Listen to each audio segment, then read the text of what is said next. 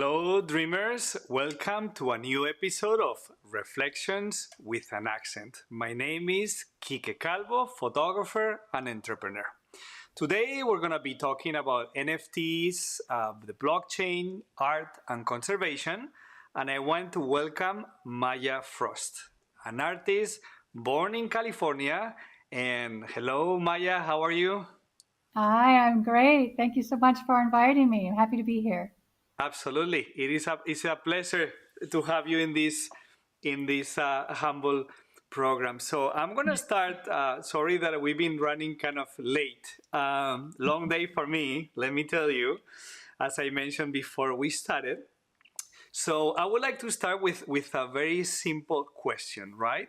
What is an NFT? Can you explain us what is an NFT? Remember that we have viewers from all over the world. This is kind of a time capsule for the future. So we will be using very simple language. So everybody, even though English may be their second language, they will be able to understand us. So what is an NFT? NFT stands for non-fungible token, but what that means is it's a unique digital asset. So an NFT can be an image, it can be art, it can be a contract, it can be your marriage certificate, your graduation diploma, your health record. There are endless possibilities that can be utilized in a way that the blockchain locks in and verifies and validates. That's a fantastic definition, and I've been doing some research on your background. And from what I understand, we have something in common. We both love the planet and the future of our home for new generations or future generations. So the question that I have for you is: crypto really green? And what is your opinion on this matter? That is an excellent question, and it's one I've been addressing for the last few months. A few months ago, when I first started getting into this space, I was always the only person talking about climate and asking these questions in every LinkedIn or Twitter space or whatever. But the good news is now there are a lot of people having conferences that are addressing this issue and talking very openly about how to move forward in the most sustainable way.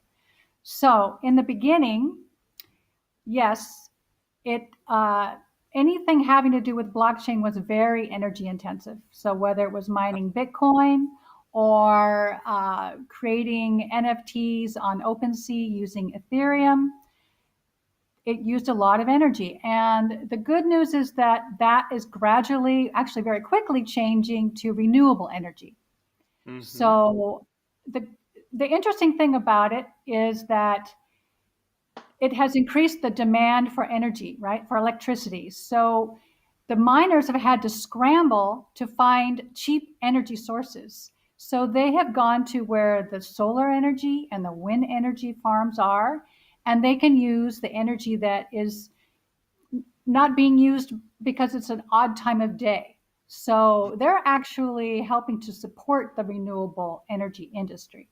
So that's Okay. good news. Okay. The other good news is that Ethereum, which is the most popular blockchain for NFTs, is going through a gigantic transition in September called the merge. Okay. And it will be shifting from a very energy intensive system to a far, far, far less energy intensive system. So just by making that switch alone, blockchain in general is going to become far more energy efficient by, you know, magnitudes. So it's all moving in the right direction. But that Okay. doesn't mean we can't make smart choices with what the options are right now, right? We can choose a green blockchain. We can Mm. choose an NFT marketplace that is tied in with the green blockchain. It could be Solana, it could be Tezos, Cardano, Mm. Avalanche. There are a lot of options. But also, as artists or any kind of NFT creators, we can choose to donate part of our earnings to conservation efforts, to organizations working on regenerative agriculture, or any number of things to help heal the planet and regenerate the planet. Absolutely. Well, thank you for that wonderful answer. So, would you mind explaining a little bit about the Crypto Climate Accord? Um, I believe that's something that we should touch on. So, if you want to explain a little bit, I'm sure like the audience will appreciate it. Sure. The Crypto Climate Accord is a group of organizations and companies all over the world that are not just requesting, but demanding that uh, blockchain mining and cryptocurrency mining becomes more energy efficient. And it's partly because of that pressure on the miners and the organizations, the foundations for each of these blockchains, that all of these things are happening. It's partly driven by users, but it's largely driven by a very loud, concerted effort to say, if we're building the future and we're facing, you know, climate change right now, we see it right now. Why aren't we planning with this in mind right now? Let's plan the future using blockchain in a much more energy efficient way. And so all of those energies and forces are coming together and actually making it better. So that's good. Okay, so let me ask you another question that is gonna sound very, very simple, and I know the answer, but I prefer that you actually share Okay. uh, the the question. How would you define the blockchain? What is the blockchain, and why is it important for us as humans? And then later on we'll talk about art. But as a beginning, like, what is the blockchain?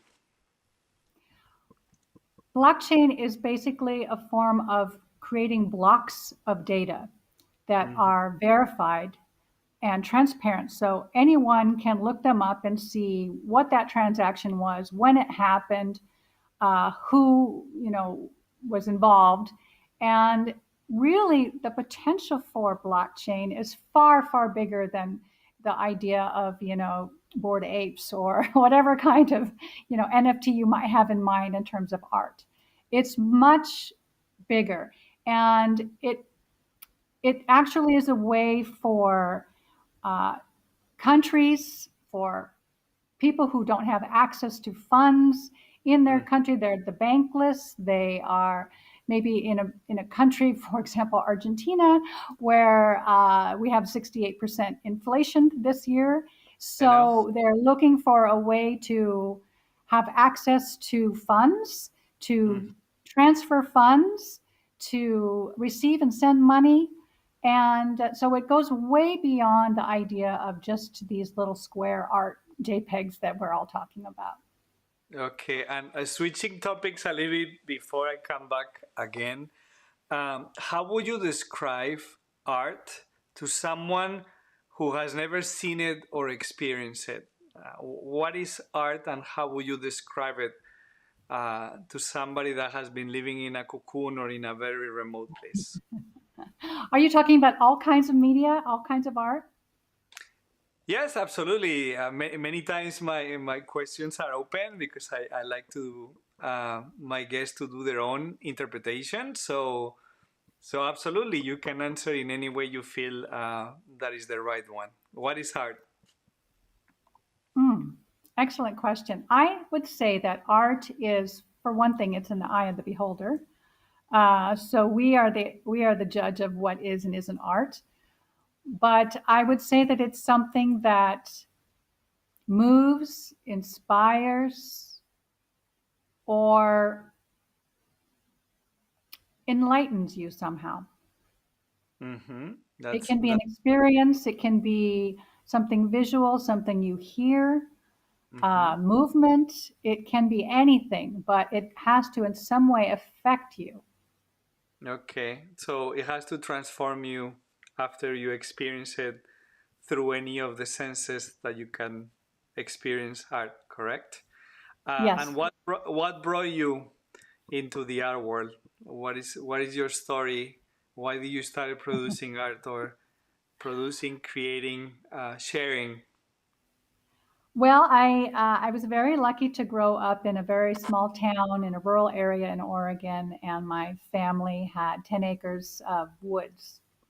And so we lived in a garage and it was very cramped. And so I spent a lot of time outside wandering and noticing nature. And that was really my happy place. And I started collecting little bits and making mobiles and jewelry and all kinds of things and selling it to my friends and whoever would buy them. And that was my first sort of experience in making art or a craft. And later, when I was in high school and college, I worked in summer camps. I was an arts and crafts director. And I really loved seeing other people engage with nature and get inspired by it and find a way to create something with they had been given by their act of going on a hike and picking something up off the ground. And so for me, it's always been about nature. Years later, of course, I've done a lot of painting and a lot of different things, but I'm also a minimalist. I live in a studio apartment with my husband, Okay. and so kind of during COVID, and we were living in this space, I decided to switch to digital art because I just didn't have the space for, I didn't want to paint fumes in my kitchen, which is in my bedroom, and it just didn't make any sense. Yes. So, and it just happened to be just before NFTs were coming together. And I started learning about them, I guess, last maybe August or September. Mhm. And I had just been doing digital art. And so I thought, wow, well, this is an interesting way for me to be able to distribute and sell digital art to anyone anywhere in the world from Argentina without shipping it. And so that's another part of the minimalism thing is like, if I can reduce shipping, that's fantastic. So that's what first got me interested in Okay. NFTs. And then, of course, I learned a lot more about what the possibilities are for the blockchain and everything So else. let me go one step backwards, right? I always Okay. try to analyze everything. Um, Explain us in a very Yeah. simple way how can an artist create an NFT? So uh, as if we were or whoever is watching or will watch in the future, how do you create an NFT? And the reason that I'm asking you is because for you, for me, for people that are, you know, acquainted with some of the terminology is common sense at this point, but for others it's kind of a mystery. So Hmm. let's try to uh, you know remove a veil. How can someone create an NFT? Well, step one is Okay, create a piece of digital art. You can use an iPad, you can use an app, you can do digital painting, you can take a photo of a painting or a sculpture or anything, and that can become an NFT. But first, you need an image. It can be a JPEG, a PNG.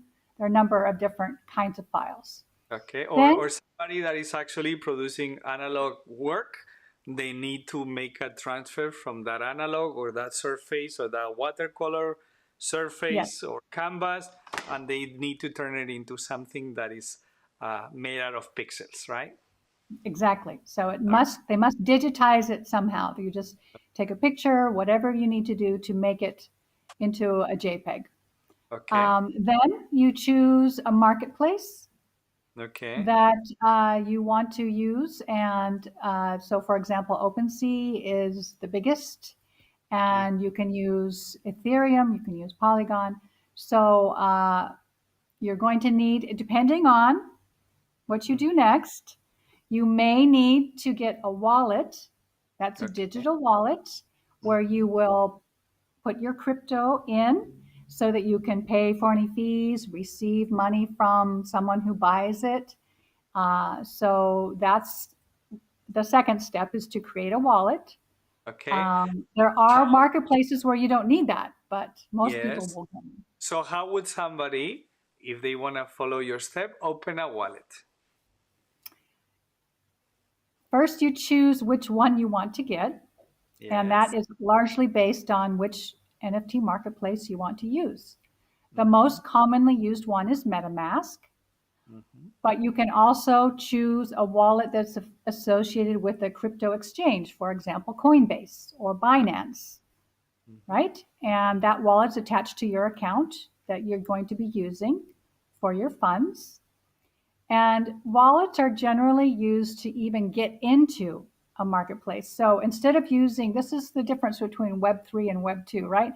When we go to a Web2 kind of website, we go in, we type in our password, we type in our username, we type in our password. But in Web3, when we want to get into a website, Mhm. we use our wallet. So that's why you need a wallet in order to be able to get into the marketplace in the first place. Mhm. And then once you're in, once you have your wallet, you've got your digital art, it's usually a very simple process. Like, really, it will take 1 minute to Mhm. type the title, a Mhm. brief description of your art, any other information that you want to add, but usually there's very little information, really. Mhm. And click and set a price. And really, within a very short time, a couple of minutes, you can mint your first NFT. Very interesting. The reason that I'm asking, you're not aware or you don't know, but my background is economics. Uh, so I have a whole series about crypto and blockchain, but it was done on this channel in Spanish. So this is the first time that I'm Oh, okay. actually covering this topic or these things in English. So I thought we would do it very basic. So if somebody has come new and they don't speak Spanish, you Great. we can inform them or help them in their future ventures. Can you explain, and I'm sorry I'm being very basic with some of my questions, but I like to No. go Okay. step by step. What is a crypto currency? We have Solana, Cardano. I mean, there's so many Algorand. But if somebody has fallen, from another planet and they're venturing into this, what is a cryptocurrency? They already know what it's a Well, wallet. They understand a little bit about the blockchain, the process, but what is cryptocurrency? it's basically digital money. It's digital money. So we separate money now into two groups. We call fiat is what we have now, where we have paper money, coins, and we have very, very extensive systems for dealing with that. We have banks, we have ATMs, we have armored cars, all of that infrastructure, right, that supports the banking system. That's the fiat system. And it gets very complicated because, of course, there are some major currencies like dollars and euros, and there are many, many others. So the idea of having a digital currency is that we will have fewer of them, not really Uh-huh. working out that way. Eventually. There are a lot of them, right? They're still waiting to see which ones are rising to the top. But to avoid banks, to Mhm. avoid the physical buildings and all of those other parts of the infrastructure, and give people access to their money so they can send it and receive it and store it in ways that are not there are no gatekeepers in terms of banks, Mhm. so, or governments. Okay, It's that's a decentralized. Yeah. wonderful explanation. So the other question that crosses my mind that I'm sure somebody may ask in the future watching this video is, you have described those markets, correct? Um, what is the difference between those markets? I know there's some that they deal with more with limited edition, some that you need to be accepted, other are more like open. Um, would you mind helping us navigate the choosing process for an upcoming or a well-seasoned artist that wants to venture into this? What is the difference between OpenSea or one of the others? If you can address that question, I think many people will appreciate it. Well, one thing that usually turns out to be very important for artists getting into NFTs is the community. Mm-hmm. So, uh, OpenSea is gigantic. It is Uh-huh. very easy to get lost in the open sea. It really is. And Absolutely.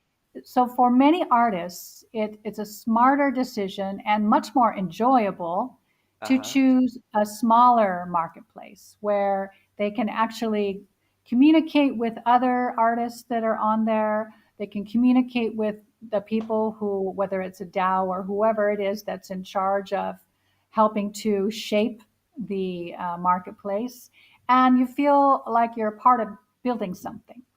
So that isn't the case with OpenSea, but for example, there are, also very large but very active communities in Tezos blockchain, for example, object.com. It's got a Mm-hmm. very active group of community members, and that they promote each other, they help each other, they are talking to each other and sharing. For Solana, there are exchange.art is a great marketplace for those interested in using Solana, which is a green blockchain. You're right, there are some gated marketplaces where it's more like a gallery where you have to be accepted, you have to present your art. They may just take time because they're starting out and they want to slowly introduce more artists, or they may be more focused on a certain kind of art or a certain level of art. Again, that's subjective, but in their eyes, Mm-hmm. um, for what they want for their marketplace.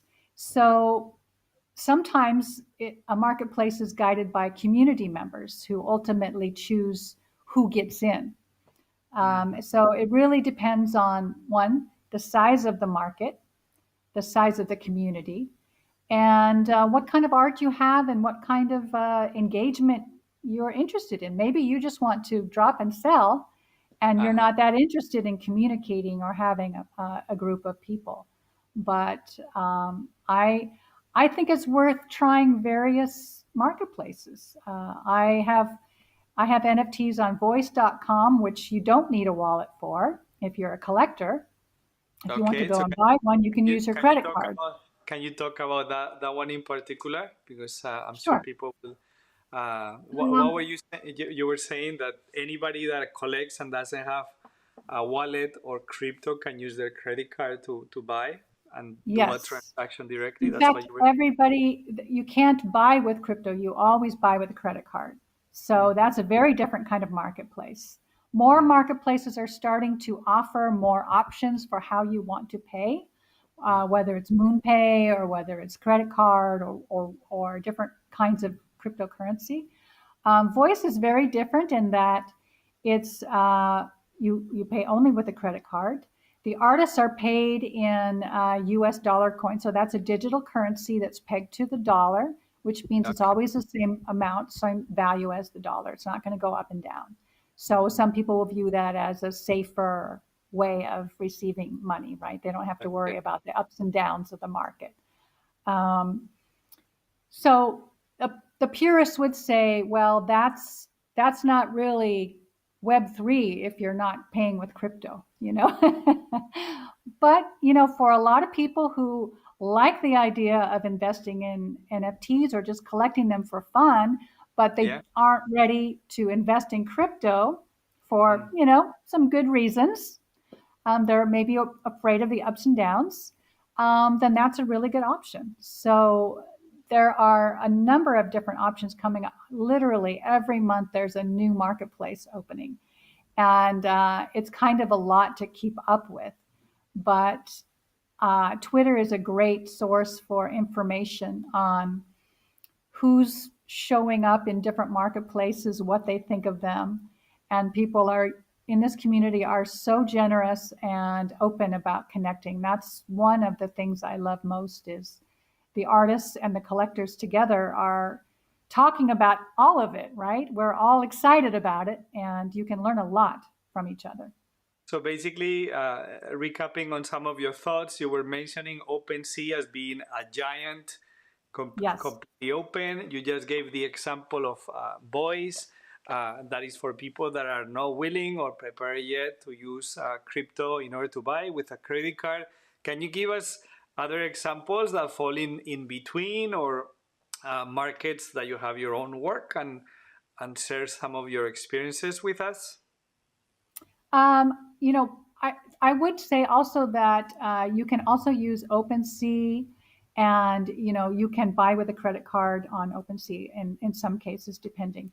And you don't have to use Ethereum, which is the one going through the merge and becoming more energy efficient. You can choose Polygon as an option, and that's already green. So I just wanted to point out that you do have some options there. There are other marketplaces like Rarible, where you can choose from 3 or 4 different currencies, Yeah. cryptocurrencies. Um, I'm a fan of Solana and Tezos, so I really think that object.com for Tezos and exchange.art for Solana are good places to start. Okay, wonderful. And then, from your experience, right, have you noticed or seen that there's some markets that they focus on paintings versus photography, audio combined with motion? What is your perception of what you've seen out there? Because that's something that somebody is asking me here.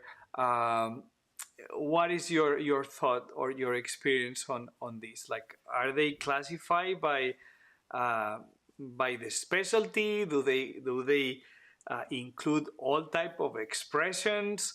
How does it work? I would say that most marketplaces are actively looking for a pretty broad range of art, because that will attract a pretty broad range of collectors too. So there aren't too many marketplaces that are really trying to limit, other than some that are focused on generative art. For example, FX Hash is specifically for generative art. Um, but mostly, any of the big sites on any of using any of the cryptocurrencies I've mentioned will accept anything from animation to generative art, paintings, any kinds of images of any drawings. Mm-hmm. Photography is very big, and there are some new marketplaces that have just opened and are planning to launch in the next couple of months that will be focused specifically on photography, for example. Okay. Um, but it's Like interesting. what? I was not aware of that.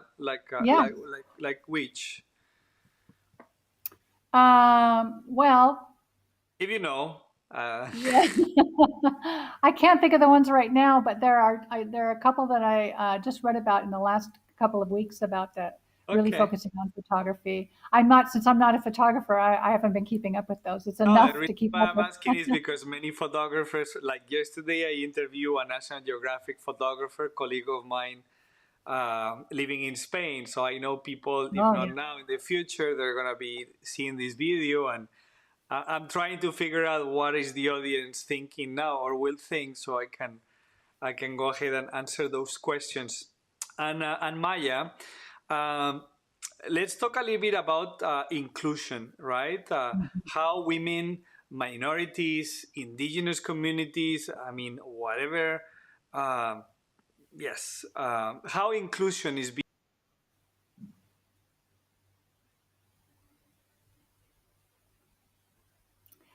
One of the things that I've noticed, everyone's noticed, is that many of the original OpenSea, some of the big original marketplaces that launched last year, they were heavily dominated by men, artists, men who were Yeah. collectors, and the women were a very tiny percentage of the artists, tiny percentage of collectors.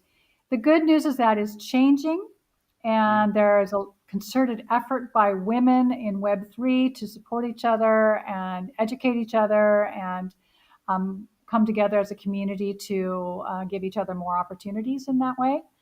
So that's good. There are also marketplaces like Voice, for example, that's very dedicated to expanding the idea of who an NFT artist is and what they look like. They have residency programs where they sponsor artists from all over the world, Africa, Asia, and bring new voices in, and not just people of color, but people on the spectrum, people, who the LGBTQ community, and just really a wide variety of people. And that is so enriching to see the different voices that are rising up. And, they're because of the sort of crash in crypto, and this is called the crypto winter we're having right now, right? There have been others, but right now we're Yeah. in one.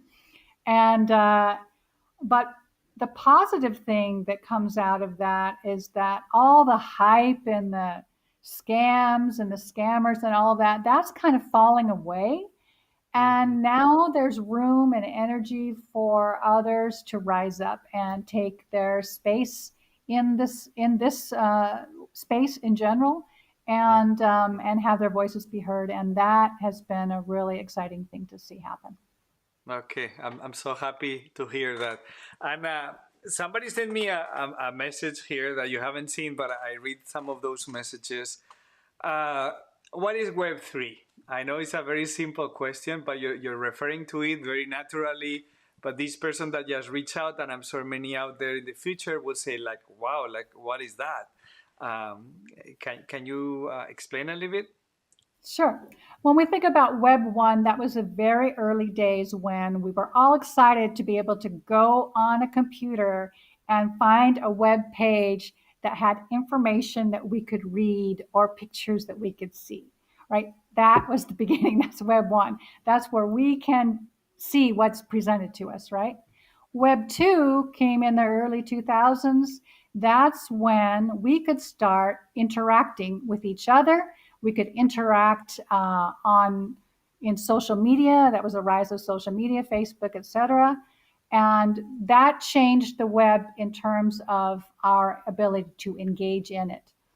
But Web 2 is dominated by big centralized companies, whether it's Google or Meta or whatever, that Yes, are really controlling and in many ways manipulating the information that is presented to us and the data that they keep that is ours.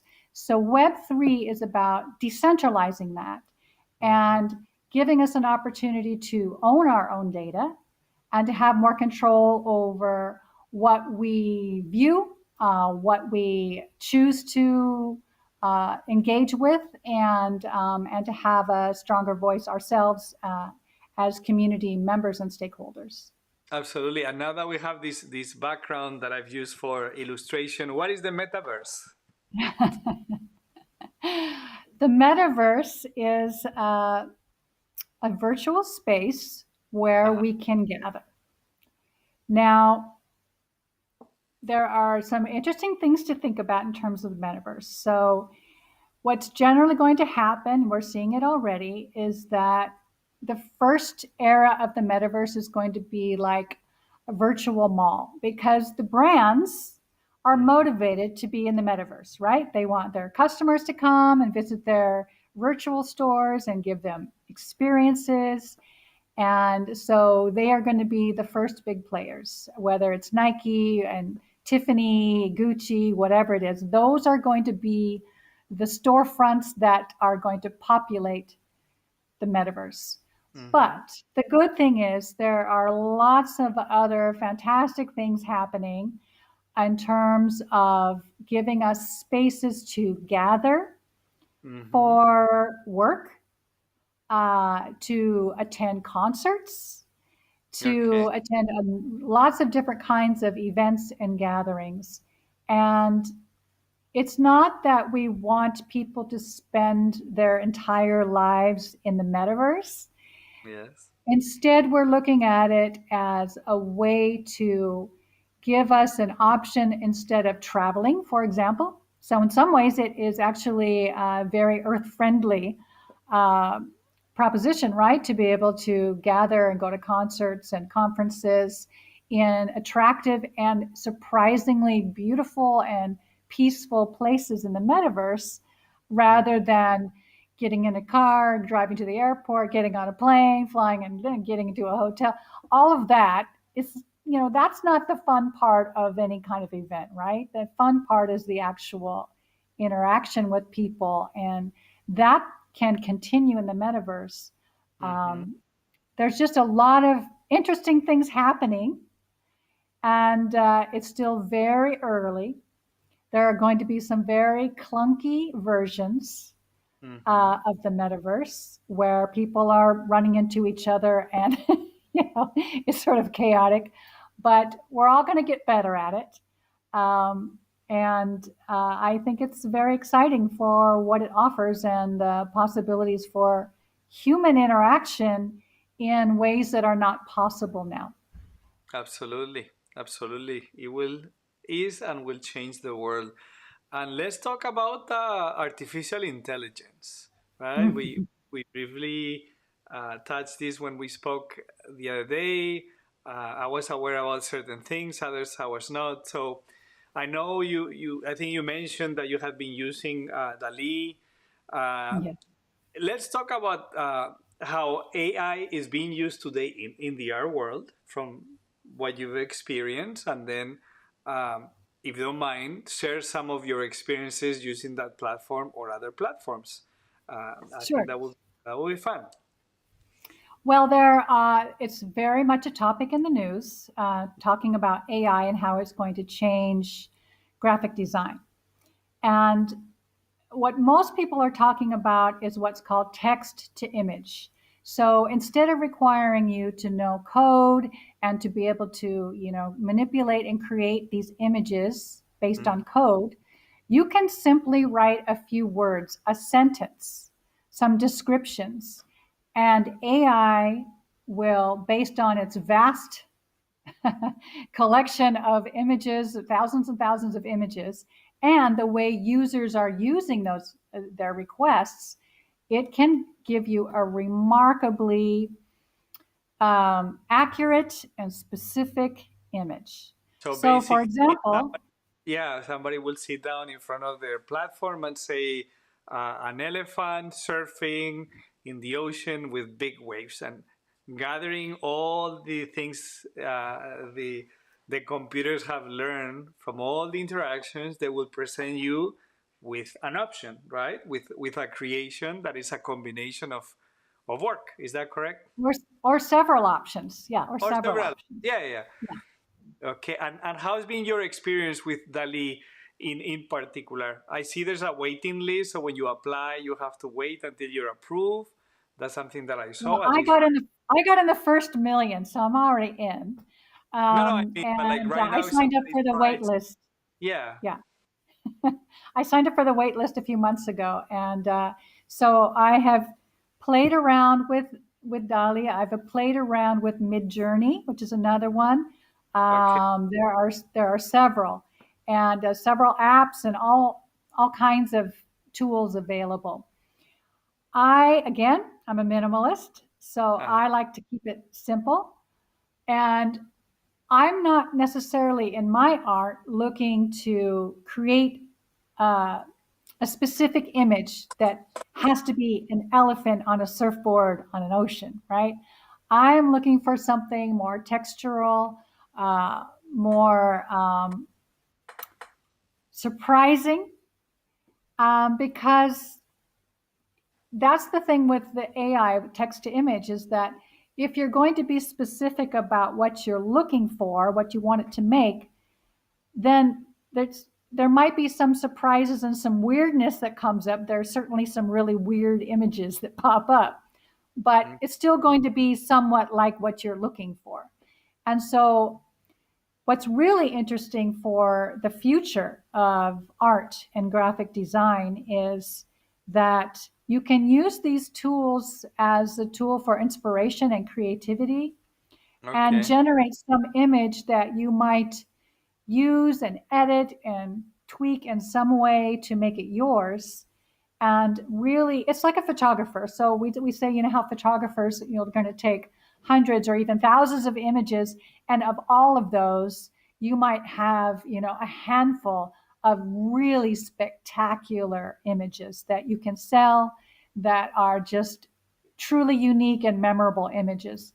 And I think that's going to be the same with AI art, is that we're going to start recognizing and being able to tell which ones are generated and used directly from Okay.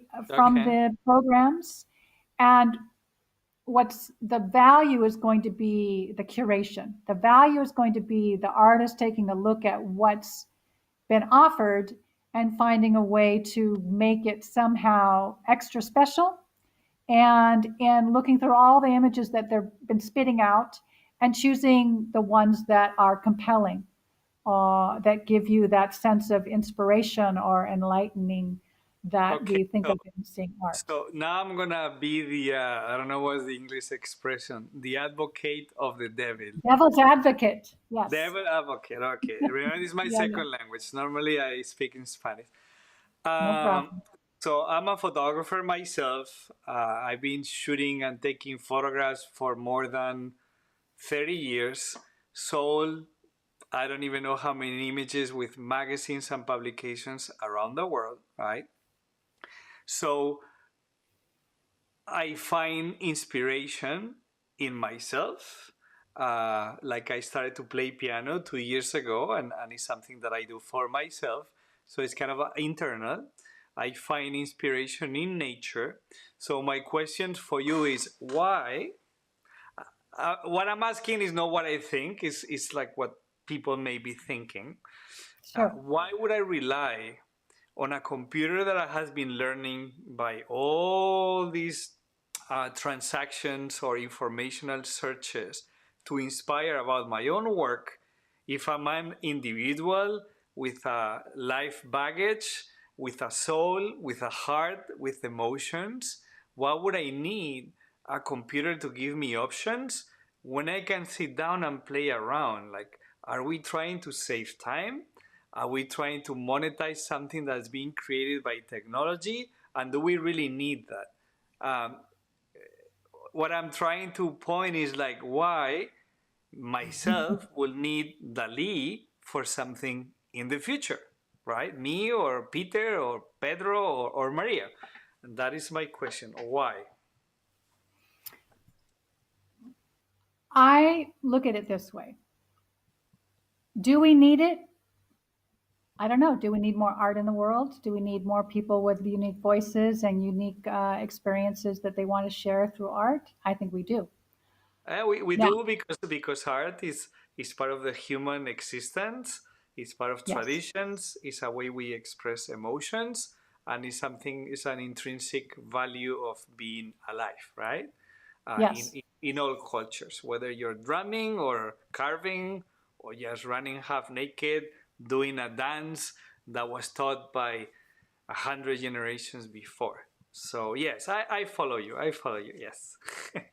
But I would also say, Phil, for example, I try to think of it from the perspective of a graphic artist, a graphic designer, or a Yes. photographer, and how they might use it in a way that would enhance their work instead of replace their work. Because that's the big worry, right? That companies are going to just use Dolly when they need some graphics for the top, their article or whatever it is. They're going to be replacing artists and using AI.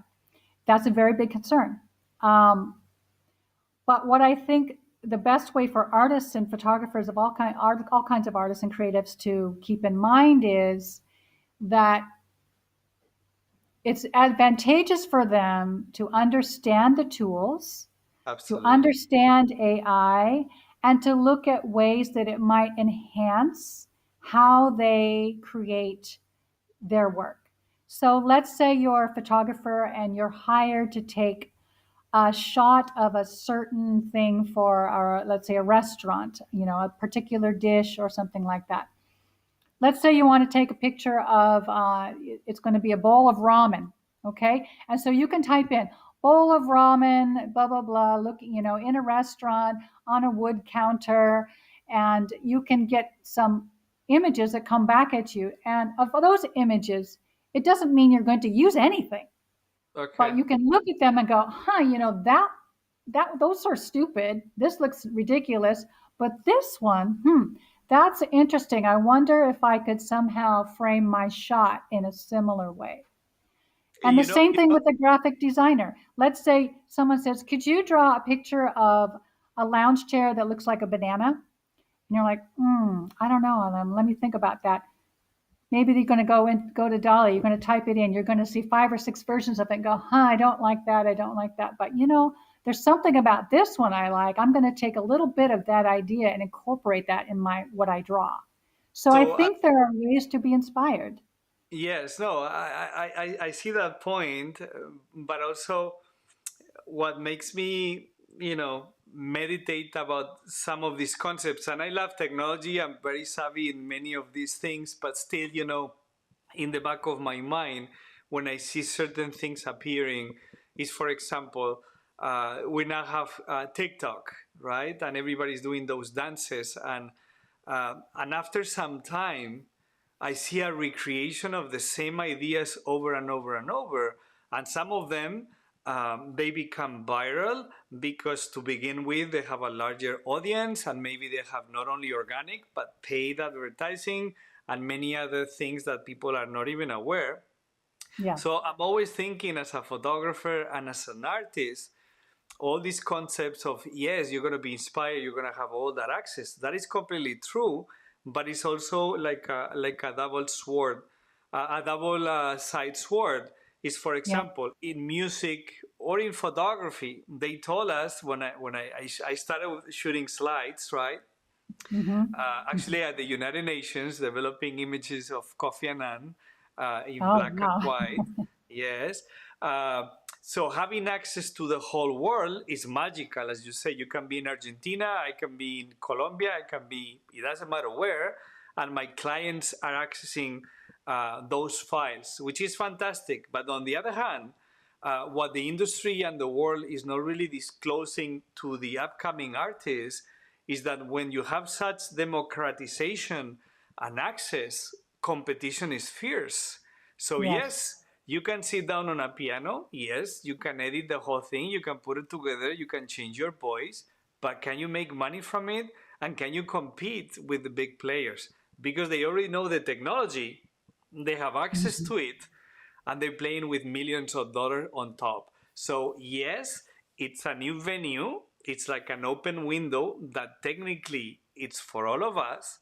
Uh, but for me, that I opened a stock agency more than 20 years ago and I've been licensing work, I know that is very tricky to do. So I'm not Yeah. saying that I don't love the idea or that I love it.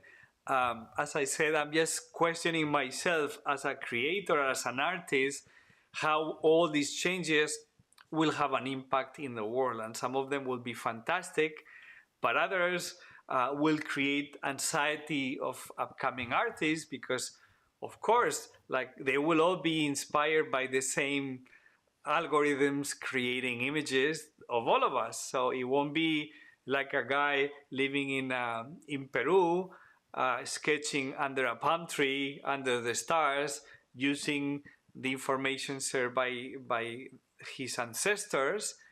Everybody will access the same way they do it right now on TikTok, and they will see the dance and they will recreate the same thing. So uh, yeah, I don't know. I just wanted to share this with you and with the audience because it's always been in my mind. But uh, Can I say something? I totally yes, agree with you that there.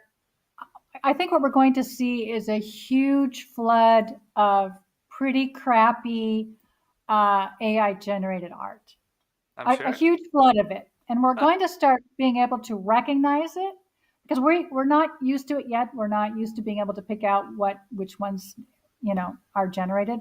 We're going to become very much more sophisticated about recognizing it, looking at the backgrounds and understanding how you can tell. Um, and I do share your fear that it's the ones with the money and the influence, the power that are going to monopolize the art market in a number of different ways. And but I also feel that overall, the tools and the decentralization that Web3 offer are giving us a way to move forward differently so that we aren't in that same sort of situation where the TikToks of the world and their algorithms are dictating who rises up and who doesn't. That's kind of what the whole Web3 position is. It's a backlash against Mhm. companies that are sort of controlling all of that, right? So, Absolutely. yes, you're right. It's a double-edged sword. I think there's some good, but I also think there's some very dangerous elements. There is a new AI program that's now available. I signed up for it because I want to see what it's like, but it's the only one so far that can actually or will actually show human faces. I've seen So, for it. Yeah. example, Yeah. So, for example, you can do, Rihanna as the Pope or whatever. So you can do any kind of well-known person You can face in whatever that situation, and face that's swaps. Yeah. Yeah. yeah. And so that exactly like the deep fakes. So that's very problematic, and we definitely are going to need some way of some kind of gatekeeping situation there. I don't know how that's going to look in a decentralized web. So there are a lot of really interesting challenges that we're facing in the next few Absolutely. years. And I don't want to sound that like I'm criticizing, because I love the technology and I fly drones and I'm already aware of many things, but also I love anthropology and traditions, Yeah, and I see that new generations, they're losing, uh, I don't know what it is, the appreciation of certain things, and in my opinion is what they make us humans, at least until now. Maybe in the future it will be different. So that's why I'm always thinking about this. And Maya, um, connected with these concepts, we live in a world that is changing, right? And I don't know if you're aware, but I write children books. We have already, I think, donated almost like 10,000 bilingual books in remote communities. It's called The mm, Adventures of Pili. So in my mind, I'm always thinking about future generations, right? How can we inspire upcoming generations to value nature, conservation? As we speak, we're just finishing a book for Bio Center in Madagascar, mm. and also with the Haiti National Trust. All these books to be donated. So, how do you think, as an artist and a activist and somebody passionate about earth and sustainability and minimalism, how do we inspire, in your opinion, future generations to love and care for our planet, especially nowadays that all this technology is absorbing us in giant steps? Because you're telling me, yes, the metaverse is you won't need to travel and all these things. Yes, but if we count the amount of time the regular teen spends cruising the internet and switching from platform to platform, is kind of scary, in my opinion. So, how will you inspire, or how do you think we should inspire future generations? That's an excellent question. I'm a Thank you. grandmother of three, and I think about this a lot. Um, I think the good news is that Generation A, which is the very young ones right now, are growing up in a very different world that and generation and Gen Z as well. They have a very different perspective about the future and the world and their role in it than we did growing up. They expect things to be very different because of the climate. They expect opportunities to be different. They do not value things as much as they do experiences. They even on TikTok, I am so amazed at, there's the hashtag EcoTalk, which is Hmm. young people talking about all the good things happening in terms of climate solutions. they're turning their climate anxiety and sense of dread that they have about their future in terms of climate change into action, and helping other people get uh, inspired and wanting to protect the planet. And I think that there is a lot to be said for technology and how it's already helping us, because of blockchain, be able to validate some of the things we are doing in terms of conservation, regenerative agriculture, plastics removal. All kinds of climate solutions are turning to blockchain to become even more efficient and more transparent. So that's all good. And young people are seeing that. They are seeing that the future doesn't have to be bleak, that we love and we protect what we love. And if they can leverage their fear and their climate anxiety and their sense of disconnection from Yes. the world in a positive way that helps them spend more time in nature, protect it because they love it, see it as a place where they want to gather with their friends and family, then I think that there's so much room for improvement and positive association. And I I don't want to imagine a world where my grandchildren are wearing headphones and stumbling around. I mean, wearing, goggles and stumbling Absolutely. around the metaverse all day. That's not what I want. And also, it is not what they want. You have to remember that the people who are creating the metaverse right now, there are two different groups. There are the big corporations and the big brands that are in it for the money. But there Mhm. are also a lot of people who are in it for conservation purposes, for social good purposes, for elevating people out of poverty. There are some really powerful things coming together that will Absolutely. also that will happen, that are it's we have to look at the fact that we need more good people making decisions and not throwing up their hands and saying the metaverse is going to suck and we don't want anything to do with it. We need good people to be involved in the planning and the implementation phase that we're in right now. No, absolutely, and I agree with you. And all my efforts working with as an expert for National Geographic, my YouTube channel, everything. I'm always an influencer of the environment and conservation. So I completely hear you. Yeah. And I also think about my daughter. So the Adventures of Pili was born. I'm turning purple is because the camera is adjusting. So it's playing with us. It's not that I'm getting stressed or anything. It's just like because I chose an orange shirt and I have a green screen. So, uh, but yes, we need to find a balance, and that's my point, and that's what I try to teach my students and younger generations. Yes, technology is amazing. Flying drones, it's amazing, but like running barefoot uh, in the beach is also amazing. So I Yes. see many things, many young people just completely absorbed by technology because obviously those big brands, they understand how they our brains work and our neurons and our addictions and the likes and the dislikes, and obviously they retain us with that time, right? That's how you make money on YouTube. You extend the Yeah. time that people are connected and any other um, network or platform. And Maya, what advice would you give the next generation of artists? You have your own career, your own things, your own lessons. What would you tell like a younger artist starting to get today, um, taking advantage of your?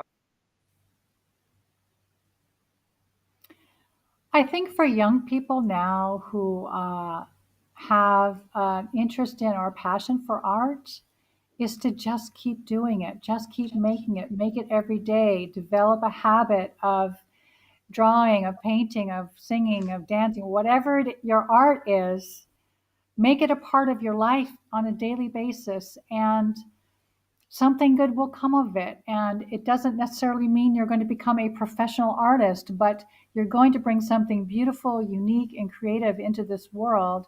And that's what we're all here for, right? We're all here to do something like that.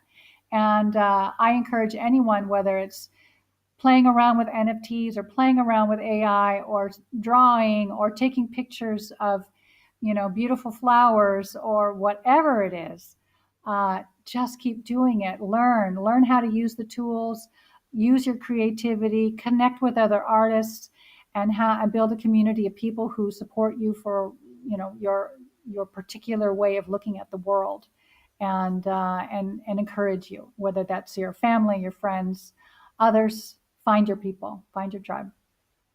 And how do you envision the future of the metaverse? If in your wildest dreams, how I always say that this YouTube channel is a time capsule. We have had interesting people here. We had the I don't know if you know Guy Kawasaki, which was the ambassador for Steve Jobs, was here. Yes. Akiko Iwasaki, an expert on COVID. Uh, we have had super interesting people from many different backgrounds, and I'm so thankful to all of them that they trust this platform. So I always say that this is a time capsule of interesting conversations, or so I hope. How do you envision the metaverse in the future? What it will be and what it will represent for us as humans? My hope is that it will be a beautiful place where we can gather and learn more about places that we will never visit in person, that and connect with people that we will never meet in person, but that we can learn from. We can learn about their culture. We can learn about their perspectives, their ideas. We can exchange ideas. Mm-hmm. Um, Whatever you think about Web 2 and its ability to allow us to make friends around the world that are virtual, uh, I think there's even greater potential for the metaverse to give us some different ways to connect with each other, and I think that's its highest purpose. Absolutely, and I agree with you. And is there a particular piece of technology that you cannot live without? You mean like a phone? I mean, I don't know. Maybe I don't want to give you ideas, but is there something that is uh, a piece of technology that has become so? I'm laughing because I'm changing color all the time when I move You are. back and forth, and I seem like I'm getting upset, and then I change into magenta, and then I'm red. Lesson learned. Whoever YouTubers out there, never use an orange shirt in front of a green screen. Lesson number one. I already knew, but I was running late. Okay. So, by the way, you have a beautiful. I don't know how you call that in English, but your backdrop is very Oh, it's a pretty. screen. It's a Yeah, I know. folding I know. screen. Yeah. A folding screen is very pretty. Oh, thank you. I found it at a flea market here in Buenos Aires. I love it. Yes, it's very pretty. So, is there anything um, made I'm out of not a chips? person who, like, I never carry my phone with me when I leave the apartment. I never carry it with me. I never sit in a cafe with it. I never use it to navigate. I don't use it. I don't even bring it with me. So So it's not that I'm so, that's why I was I trying just, to get a hold of you the whole day and I couldn't. No, I'm just, no, no, I'm just teasing you. No, no. So no, but I that's a do good. use the phone all the time when I'm in my apartment, and I have daughters on 4 continents. Okay, So it's our way. We have a WhatsApp group, whatever. It's our way to be in touch with each other multiple times a day, to share okay. photos, to share videos, and you know, it's a lifesaver, really. I mean, it really keeps us connected with my children, my grandchildren. It's just been again. I mean, we talk about technology, right? There are pluses and minuses. I cannot imagine living a continent away from all my kids and grandkids. But this makes it doable. It makes it possible. And actually, I do feel close to them. I feel updated on their lives. Hmm. And so I like to take the good part of technology, and the sort of nuttiness of like bringing your phone everywhere and all that. I leave that behind. Okay, I agree with you. Can you think of a big failure that later turned in one of your greatest Oh, wow. successes? You know, I like to ask, I like to think I'm an artist, but also I like to think and I like to reflect about life and humans. And so my Yeah. questions sometimes they're open and I like to scratch under the surface. Yeah, can you share with us something that was a disaster for you as a human when it happened and then it turned out to be an amazing lesson? Wow. There's so many failures. It's hard to choose. I mean, I've had Well, that businesses many that didn't failures, go that's well. many lessons, no? So many lessons. But here's one I will tell you. I will share with you. I got a job. Let's see, I was about 50. My husband and I decided to go back to Asia. That's where we met in Japan as teachers of preschoolers and kindergartens and teaching English. And so in our 50s, when our kids all left home, we decided we want to go back to Asia and do that again, just for old time's sake. And the first job we got was one in Japan. And I knew from day one that it was a terrible match. And it was run by an American guy, former military, who really had no understanding of early childhood education, didn't allow art, wasn't into books, music, nope, very, very rigid. And I taught a class of 3-year-olds. And after 2 months working really hard and trying to balance those expectations that I knew were outrageous and my own understanding of what young children really need, I was fired for letting my 3-year-olds play. For Mm-hmm. 45 minutes, one day, I let them play. That was grounds for getting fired. And it was kind of, no, not kind of, it was traumatic at the time to, leave the country. And, we had left Uruguay to go to Japan. We had sold our place, and, we were like, what do we do now? But wow, looking back, it's one of the proudest things I've ever, the proudest moments for me to just say, no, I know what's better. I'm going to do it, even if I get fired, get fired. It had some consequences for sure, but um, it led me to other positions. I ended up teaching in China. I ended up getting hired to be the governess for the family of Jack Ma, who's the founder of Alibaba. And so, you know, stick to what you believe in. And, I don't think you can go too wrong if you're really passionate and knowledgeable about what you're doing. I agree with you. Actually, now you mentioned Alibaba. I was in Hangzhou Oh, in China, and I signed up my daughter into a school that happened to be in the area with many of the tech people in Alibaba worked, and I was not aware. So that was quite an experience. But also sharing with the audience and with you now, we're having this conversation. I have been fired more than once and more than 2 times in my career without a reason, um, and it changed my life in amazing ways. yeah. At the moment that it happened, it was traumatic. But if they're watching, you changed my life, right? They changed my mindset, uh, made me think about the value of myself as an individual, my skills, my life baggage, and my multiculturality and how important it is. So uh, I completely identify with this that you're saying. And we're coming to an end. We have kind of like an eclectic conversation here, but I think we have covered very interesting topics. Um, I have one more. What would Maya now tell to Maya in her 40s? Hmm. You like my questions, huh? Yeah, I do like. Even though I turn colors because the I green can see screen. you purple now. That's an excellent question. So let's say 20 years ago, I'm in my 60s now.